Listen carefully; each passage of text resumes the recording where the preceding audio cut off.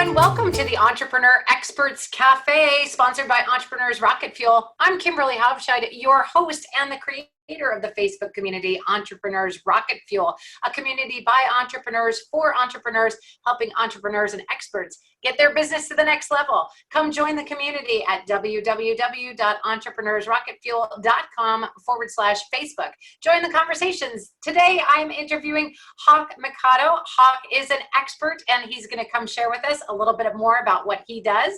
Hawk, welcome to the Entrepreneur Experts Cafe. Thank you. I appreciate you having me. Absolutely. So before we get started, tell us a little bit about who you are and what you do and how you became an entrepreneur. Yeah, so I started my first business when I was in second grade, and it progressed from there. I mean, there's a whole bunch of ups and downs. I've gone through and I've lost $300,000 in business in 3 weeks, twice now, actually, and recovered it and more, and learned a lot along the way, and have helped over 12 people hit $1 million, helped hundreds of people hit 6 figures. And so it's just really fun to do what I do. I also do Airbnb, and so create lots of passive income streams for myself, so that way we can, if we want to go wherever, we can go to Costa Rica and sit on the beach in Costa Rica, and then my wife has fun and I like to work, so I work on the beach. It's the best place. It's like the best of both worlds. So. Fantastic. Well, we're going to talk a lot about nomad entrepreneurship, because I think that's really a goal of a lot of entrepreneurs, that to have that freedom lifestyle. And that might be financial freedom, it might be location freedom, it might be financial, geographic freedom, wherever they want to work. But that sort of laptop nomad lifestyle is really, I think, an ideal of a lot of entrepreneurs. Do you find that you're able to keep up and actually live that lifestyle, even though it seems like a dream to most people? You're actually living it. It's actually a lot easier than people think. So like I talk to people, we've gone, I think, on 4 or 5 road trips now for 4 to 6 months each. And then we travel all around the world. And like every time I'm on these road trips, we attend events, and people are like, wow, how do you do that? And I'm like, we put our stuff in a car and then we drive. And then, I always get wherever we can. Yeah, and then I always get the person like, well, I can't do that because I have employees, or I have a brick and mortar, and I'm like, so you're telling me that you don't have the systems in your business?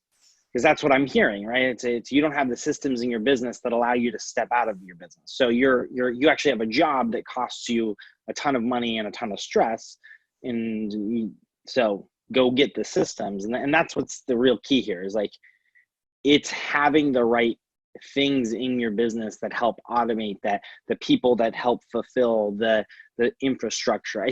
If I could go back in time to when I first started and tell myself anything, I would tell myself to actually document all of the things that I was doing, and then go back periodically and fix them and update them and see, oh, hey, this worked really well, let's continue. And that is one of the biggest things, is like, I have the blessing and also the tragedy, but truly the blessing of being able to rebuild from scratch. We had an agency with over 30 people.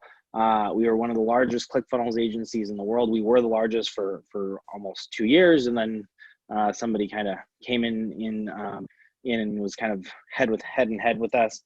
And I have the blessing of being able to rebuild from scratch. So I get to put it in the systems that I want, instead of putting in systems around sanctioned incompetence, is kind of what it's called. So, right, like there are people you'll hire, and they'll figure out the fastest way to do the least amount of work, and still technically get the job done, but it doesn't always meet your standards, even though it's technically done. And so you have to put systems around that. So we're working on making sure we don't have the sanctioned incompetence anymore. Part of that is hiring higher level people, paying more money for the people that we're hiring. So we're paying on average 3 times more than we were back when I had my agency. Wow. And it's it's a little scary, right? But I'm also don't have to worry as much. So there's the If you have blessing of that. if you have competent people in place and you put systems in place that they can follow, and then you hire people that get creative and are able to create new systems based on your already working systems, it can really make your business grow in a very a way that's not like stuck together with band-aids kind of thing. Exactly. So it's been a blessing, and we've invested a lot of money in programs that gave us these systems, and so we had been adapting them to our old agency before we closed it, and so now we get to actually implement them the right way. So I'm excited, and it's been progressively growing, and just everything's falling in place, and it's been amazing. So Awesome. Well, I want to switch gears a little bit here because I really am curious about the Airbnb piece. So you have a place, and then when you travel 6 months out of the year, is that when you are renting out your place, or do you have a place that's dedicated just for Airbnb? So we have two properties that are Airbnb, one that is not Airbnb, and the two that are Airbnb, each of them are 4 bedrooms. One's in Okay. San Diego, one's in Henderson, Nevada, and we rent out each room individually. So that's one of the biggest keys here. Most people look at it and they go, hey, I'm going to rent out my whole house, right? If I have a whole rental property, I'm just going to rent out the whole thing. But the problem with that is that you don't get anywhere near as much for it. Also, your occupancy rate, right? Let's say you have 4 bedrooms, which is, we found 3 to 5 bedrooms is literally the best case scenario. If you can get a house with that many bedrooms as an investment property. And the reason is because at any one time, you're really not going to see a major dip in your revenue. Even now during COVID, we're above break even, right? Which is Wow, amazing, because that's most amazing. people who have property, like there are people who have hundreds of properties and they're scraping, like they have no idea where they're going to pull, hundreds of thousands of dollars in rent Yeah. because people aren't coming and traveling. Yeah. So we do each room individually. That's number one, right? That's kind of our first little part of the secret.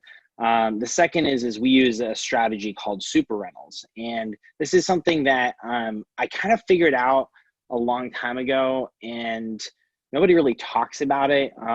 Hotels definitely don't want you to know about it. Yeah. Property managers, for the most part, don't want you to know about it unless they're smart and they're doing it.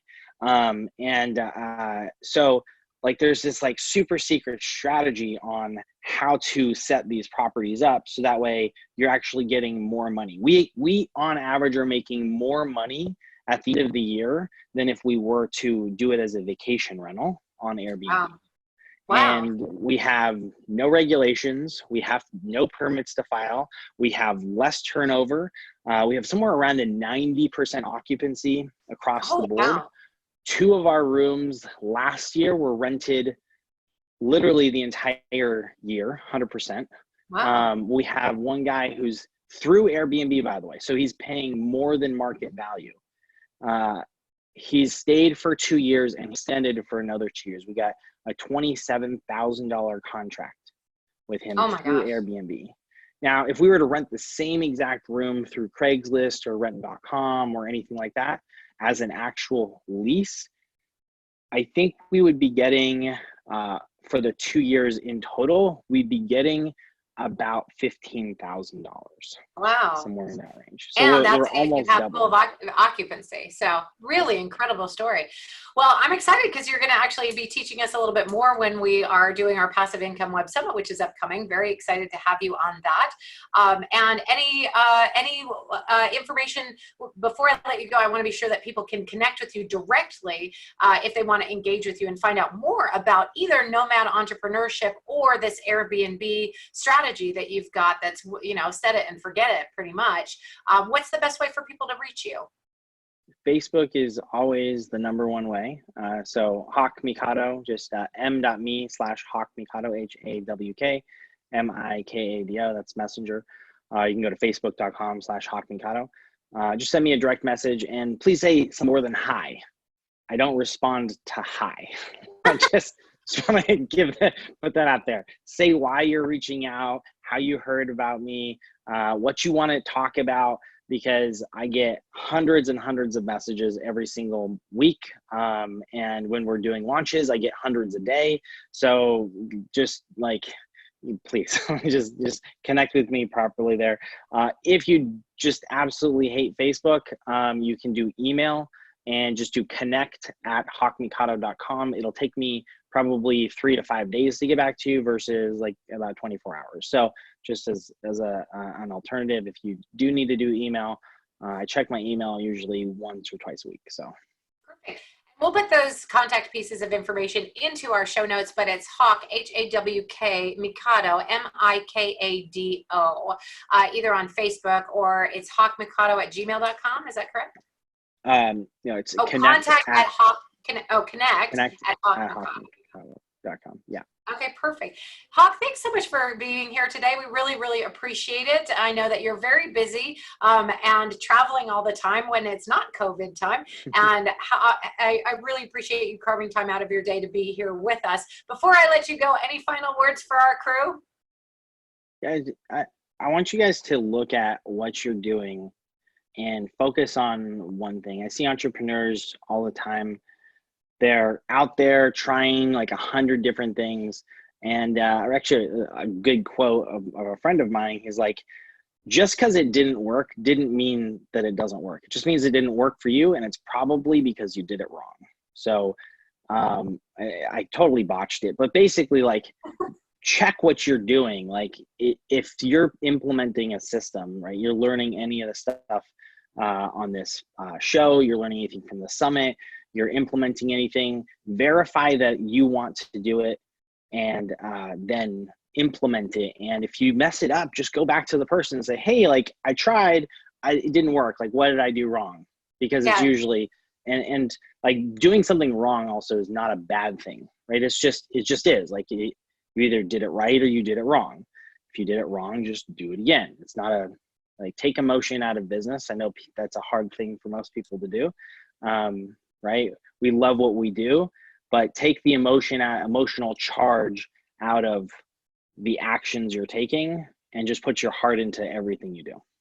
Oh, I love that. Really, really good. And I like the advice of if you didn't do it, if it didn't work, maybe you just did it wrong. You just need to do it another way. It doesn't mean you need to give it up and try something entirely new and start over from scratch, but just go back and readjust and see if you can do it right the next time or better the next time. So great advice. All right, Hawk, thanks so much for being here with us today. We definitely appreciate it. We'll see you guys next time on Entrepreneurs Experts Cafe. I'm Kimberly Hobscheid. Join the community at entrepreneursrocketfuel.com/Facebook. Cheers.